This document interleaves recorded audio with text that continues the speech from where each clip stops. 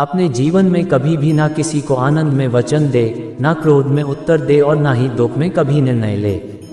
अमीर बनने के लिए एक एक क्षण संग्रह करना पड़ता है, किंतु अमर बनने के लिए एक एक कण बांटना पड़ता है। जिंदगी में सब कुछ खत्म हो जाना जैसे कुछ भी नहीं होना, हमेशा एक नई शुरुआत हमारा इंतजार कर रही होती है।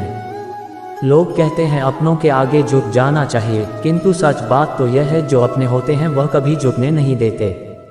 हमेशा छोटी छोटी गलतियों से बचने की कोशिश किया करो, क्योंकि इंसान पहाड़ों से नहीं पत्थरों से ठोकर खाता है। अपनी पीड़ा के लिए संसार को दोष मत दो, अपने मन को समझाओ, तुम्हारे मन का परिवर्तन ही तुम्हारे दुखों का अंत है। श्री कृष्ण कहते हैं एक बार माफ़ करके अच्छे बन जाओ, पर दोबारा उसी इंसान पर भरोसा करके बेवकूफ़ कभी ना बनो। इच्छा पूरी नहीं होती तो क्रोध बढ़ता है, और इच्छा पूरी होती है तो लोभ बढ़ता है। इसलिए जीवन की हर स्थिति में धैर्य बनाए रखना। जो हुआ अच्छा हुआ, जो होगा अच्छा होगा। स्वयं को मुझ पर छोड़ दो, अपने कर्म पर ध्यान दो।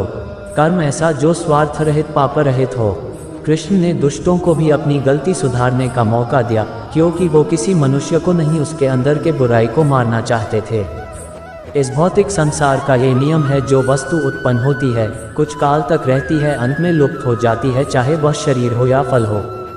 जीवन में आधे दुख इस कारण जन्म लेते हैं क्योंकि हमारी आशाएं बड़ी होती है। इन आशाओं का त्याग करके देखो, जीवन में सुख ही सुख है। श्री कृष्ण ने कहा है, अगर तुम्हें किसी ने दुखी किया है तो बुरा मत मानना। लोग उसी पेड़ पर पत्थर मारते हैं जिस पेड़ पर ज़्यादा मीठे फल होते हैं।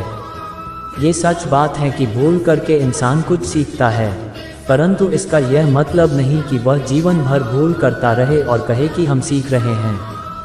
क्रोध से भ्रम पैदा होता है, भ्रम से बुद्धि व्यग्र होती है, जब बुद्धि व्यग्र होती है तब तर्क नष्ट हो जाता है, जब तर्क नष्ट होता है तब व्यक्ति का पतन हो जाता है। अगर व्यक्ति शिक्षा से पहले संस्कार, व्यापार से पहले व्यवहार और भगवान से पहले माता पिता को पहचान ले तो जिंदगी में कभी कोई कठिनाई नहीं आएगी।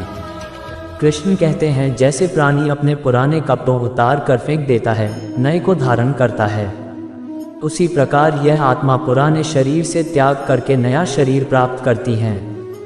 हर किसी के अंदर अपनी ताकत और अपनी कमजोरी होती है। मछली जंगल में नहीं दौड़ सकती और शेर पानी में राजा नहीं बन सकता, इसलिए अहमियत सभी को देनी चाहिए। मैं ही इस सृष्टि की रचना करता हूँ, मैं ही इसका पालन पोषण करता हूँ और मैं ही इस सृष्टि का विनाश करता हूँ। कृष्ण कहते हैं, जब जब संसार में धर्म की हानि होगी, अधर्म की विजय, तब तब मैं इस पृथ्वी पर अवतार लूँगा। हे अर्जुन, मैं भूत, वर्तमान और भविष्य के सभी प्राणियों को जानता हूँ, किंतु वास्तविकता में कोई मुझे नहीं जानता।